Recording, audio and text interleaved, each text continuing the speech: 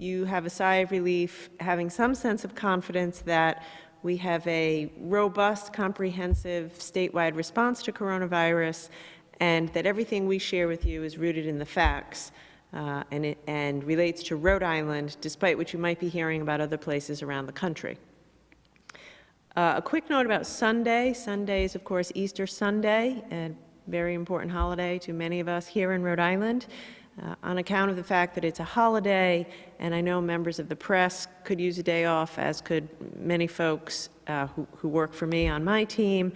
Sunday, we will not have the 1 o'clock press conference live. I will be doing a video announcement, and I'll make sure to include any important information in that video.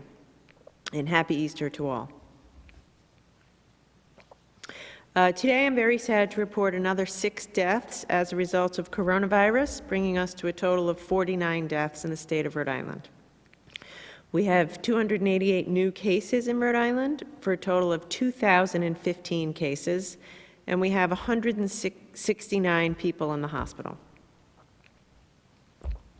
Today, I want to spend some time talking about unemployment insurance. I want to begin by acknowledging that we have tens of thousands of people in Rhode Island right now who are unemployed. The amount of economic sadness and hardship is mind-boggling. It's like nothing we've ever lived through before. And I just want everybody out there who's hearing me, who's unemployed or laid off or their hours have been cut back, I want you to know I'm working hard every minute of every day to do everything I know how to do to get you back to work as soon as possible. And in the meantime, we're going to do everything we can to get an unemployment insurance check or benefit into your hands. There's a lot of changes as it relates to unemployment insurance. The federal government has made many changes, and so bear with me, please, for the next few minutes. I want to give you a comprehensive rundown to the best of my abilities of exactly how unemployment insurance and coronavirus pandemic insurance is playing out right now in the state of Rhode Island. I first want to mention that we are totally overwhelmed. We are up to 132,000 claims. That we've never seen anything like that. 132,000 claims have been filed for unemployment insurance in Rhode Island over the past few weeks. Some days we are receiving 10,000, 12,000, 14,000 claims in a day. I will be the first to acknowledge that our system is not perfect, and you are going to have to wait longer than you want to wait or should have to wait to get your check. Every day, literally every day, we're getting faster and better and more accurate. And in the meantime, I'm going to ask for just a bit of patience as we work the kinks out. Currently, it still takes between 1 and 2 weeks to process claims. I know there's been some confusion, and frankly it is confusing, exactly who's eligible, who's not eligible, and how do the new benefits compare to the traditional unemployment insurance benefits. So I'm going to give it a go here to try to clarify any confusion, and then I'm happy to answer any questions. So first, I want to remind everybody that as of right now, on account of new federal stimulus, federal law guarantees 10 paid sick days for every employee.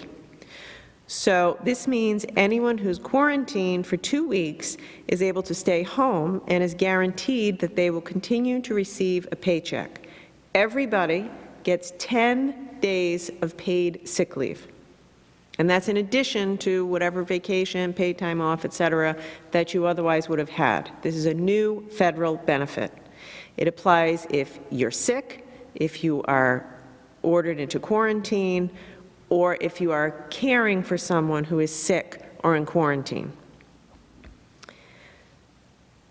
Now I'll go on to unemployment insurance. As a general rule, you can collect unemployment insurance only if you've been laid off or your hours have been reduced. And that's what I said yesterday. So in order to qualify for unemployment insurance benefits, you have to have been laid off. or your hours severely reduced. And that also includes if we have forced your business to close and you've been laid off. You are qualifying for unemployment insurance benefits. In the CARES Act that the federal government just passed, and by the way, thank you again to the hardworking members of Rhode Island's federal delegation, the federal government expanded eligibility for unemployment insurance benefits. They created a new kind of benefit called Pandemic Unemployment Assistance, PUA. This PUA covers 2 additional classes of people who have been laid off, and it is fully funded by the federal government. The first group are self-employed and sole proprietors. So this is hairdressers, independent contractors, gig economy workers, self-employed people. You guys are now eligible for unemployment insurance type benefits, fully paid for by the federal government, and they are technically called Pandemic Unemployment Assistance Benefits. I would like to note that Rhode Island was, as far as I know, the first state in the country to start getting the PUA benefits out the door. Great kudos to Scott Jensen and the team at DLT. So as of Tuesday of this week, we were open for business, getting out the door checks for folks who've been unemployed due to coronavirus who previously were not eligible. Now then there's a second group of folks who are eligible for the pandemic unemployment assistance. And this is where it gets tricky, because these are people who maybe haven't actually been laid off, but are, for the purposes of the crisis, eligible for the PUA. These are people who've been told by a doctor to self-quarantine because you're at high risk, or where you are the only person available to care for a child or a loved one who cannot stay home alone because the place they receive care is closed due to COVID-19. Now, I want to be crystal clear about this. This category is going to take the longest for us to get the checks out the door. This is a whole new kind of benefit. So this is for people who you haven't lost your job or been laid off, but you have been affected by coronavirus in a way that the federal government says you're allowed to receive a benefit. You are going to have to go through a great deal of scrutiny to prove to us that you fit the criteria. For example, that your doctor has said it's not safe for you to work. Soon, by Monday, the Department of Labor and Training is going to have regulations around how that kind of benefit will act more specifically, so you'll be able to go online and see whether you qualify. But I want to be very clear. If your business is currently open, that's because it's an essential business. And if you're able to go to work, we need you to go to work. So please do not quit your job because you think it's going to be easy to get unemployment insurance benefits, because it isn't.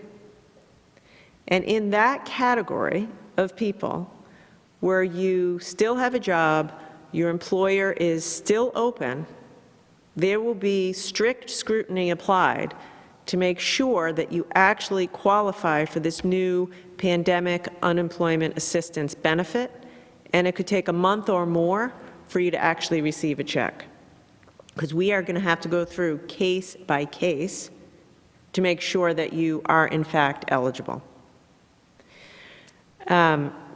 So, 3 kinds of benefits.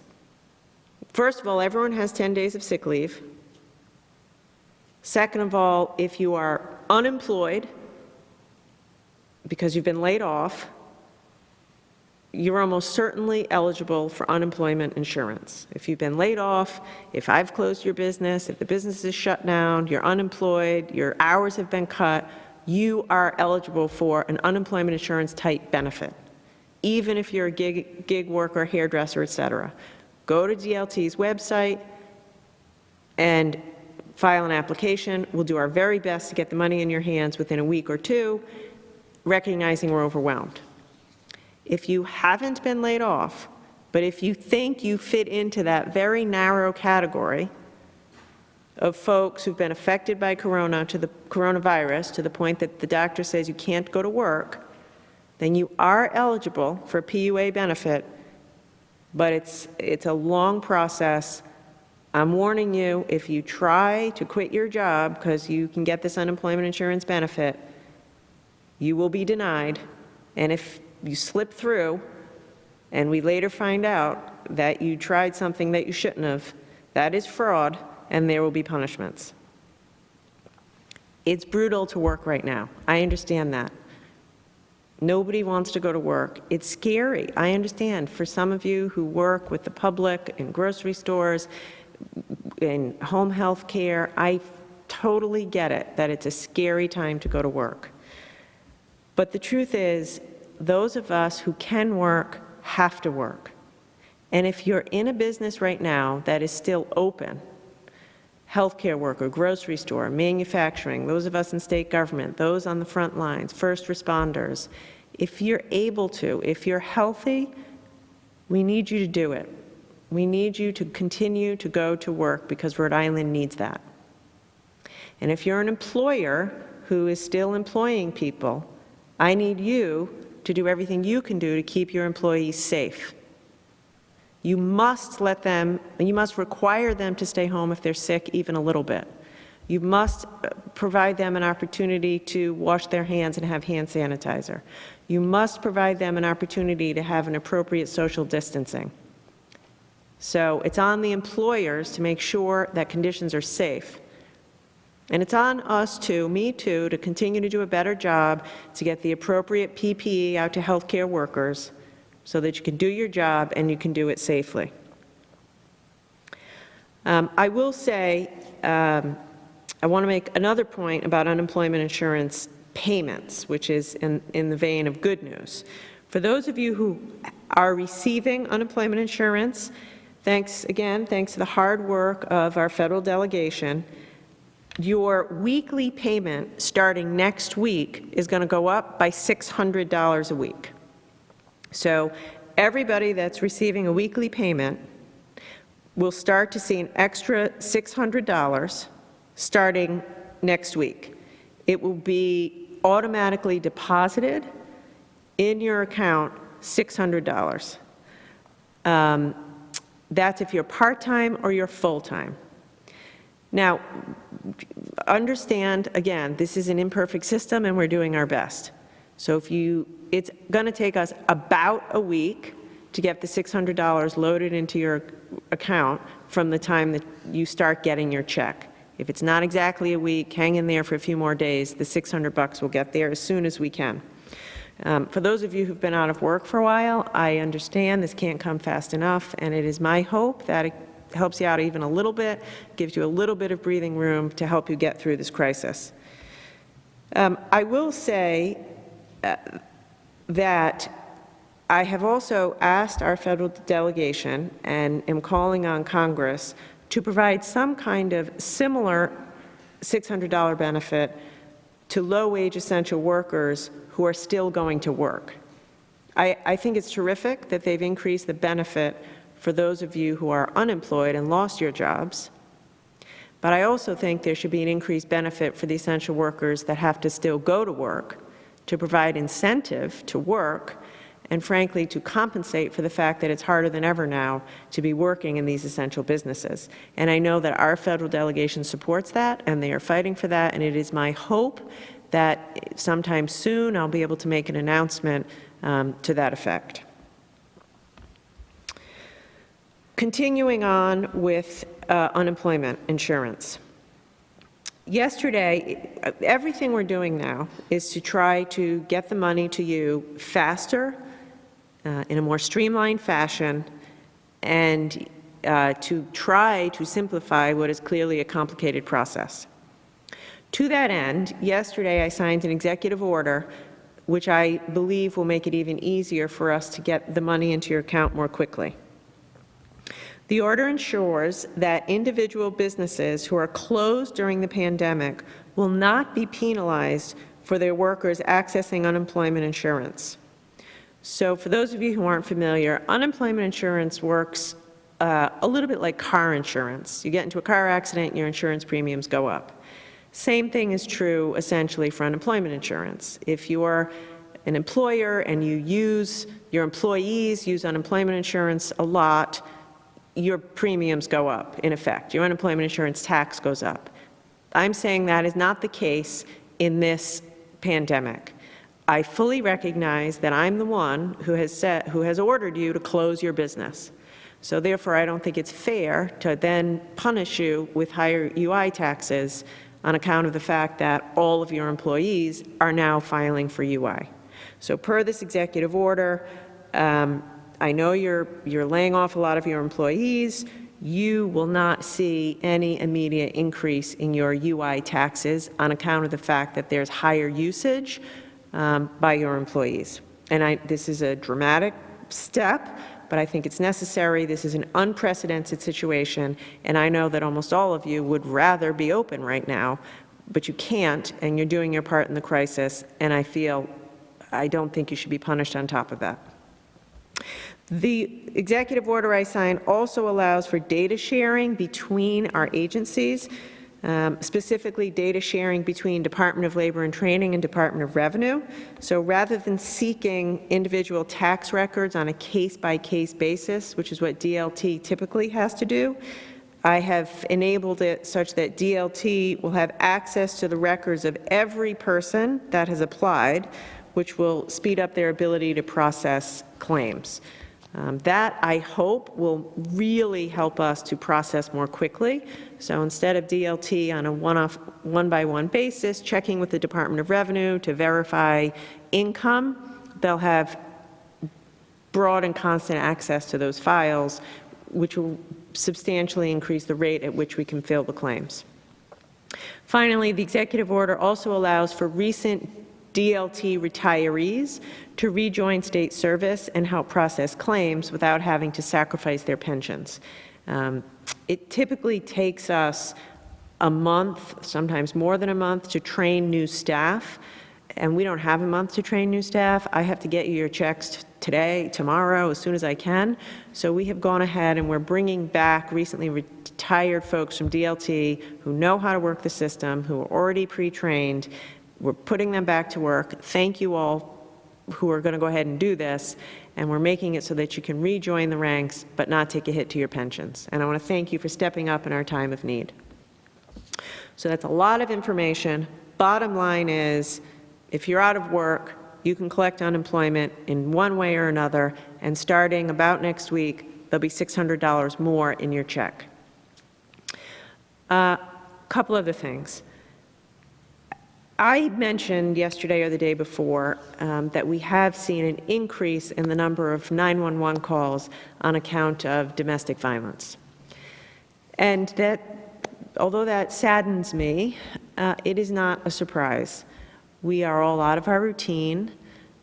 We're canceling parties, we're canceling happy occasions, we're canceling holidays. Lots of people are out of work, we're cooped up in our houses, and it is a time of great anxiety and tension for everybody. I would say this.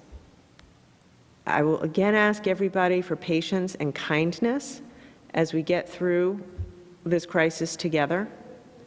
But I also want you to know, if you're hearing this, and if you are a victim of abuse in your home, you're definitely not alone. There's so many people just like you all over Rhode Island suffering in the same way that you are. So you're not alone, and I want you to reach out for help. Because at the same time, what's happening right now is at the same time we're seeing increases in 911 calls, we're actually seeing decreases to domestic violence hotline, shelter intake, etc. which tells me that people are afraid to reach out or think you might be in it alone, or you're worried that maybe the services that are typically there aren't there for you now. And I want you to hear from me that they are there now. Whatever you normally might do to reach out for help, I want you to continue to do that. And I also want you to know that by next week, I hope to have an even more robust plan to provide people with additional support, services, access to mental health, access to physical health, and shelter, because I unfortunately don't see this problem going away anytime soon. I want to take a second here to remind people some places you can reach out to for help right now. The Rhode Island Coalition Against Domestic Violence and all of its member agencies are open. Domestic violence shelters remain open. They're critical services, and they are ready to take your call 24/7. It's a confidential hotline. Nobody will know you're calling. It's in English and it's in Spanish. The number is 1-800-494-8100. Do not let yourself get isolated if you're being hurt in your house. Reach out and let us help you, and know that there's thousands of people in Rhode Island in the same situation as you. 1-800-494-8100. Also, I have mentioned many times that the courts are closed until May 17th for non-essential business. They are open for TROs and domestic violence matters, which are emergencies and which are essential. So don't let yourself be cut off. The services are still there, and if anything, we're going to ramp up the services. I would say to Rhode Islanders, again, check in on your neighbors, check in on your friends, check in on your loved ones. If you have a coworker who you know struggles with domestic violence or food insecurity or mental illness or anything, if they are struggling in a normal course of business and now they're laid off, assume they're not having a good time and pick up the phone and call them or shoot them a text, check in on them, and do whatever you can as a good neighbor to give them a hand. Finally, I want to make a mention of RIPTA. I want to begin with a huge thank you to the bus drivers who are out there every day, rain or shine, coronavirus or no coronavirus, helping people get where they need to be. Having said that, we have to keep the drivers safe and everybody who gets on public transportation safe. So as of today, RIPTA will be limiting capacity on all buses to no more than 15 passengers to allow for more space. They'll also be asking all passengers to use cloth face coverings when out in public, which everyone should be doing anyway, by the way, but extra emphasis if you're going to get on a RIPTA bus. RIPTA is available. If anything, we're looking to figure out how to put more buses out there, but social distancing is now 15 or fewer people on the bus, and you must wear your cloth mask when you get on the bus. I also want to let everybody know that also starting today, RIPTA drivers are going to be assisting us with Meals on Wheels. We have had a huge increase in demand for Meals on Wheels. I think it's up about 4 or 5 times what it typically is. So we're delivering thousands and thousands of meals to seniors in their homes. Obviously, that's been a challenge, so thank you to RIPTA for stepping up on that. And if you're one of the folks who's waiting for a meal, Meals on Wheels, you should know that RIPTA is stepping up, and that means we're going to have greater capacity and be able to deliver more meals to seniors in your homes.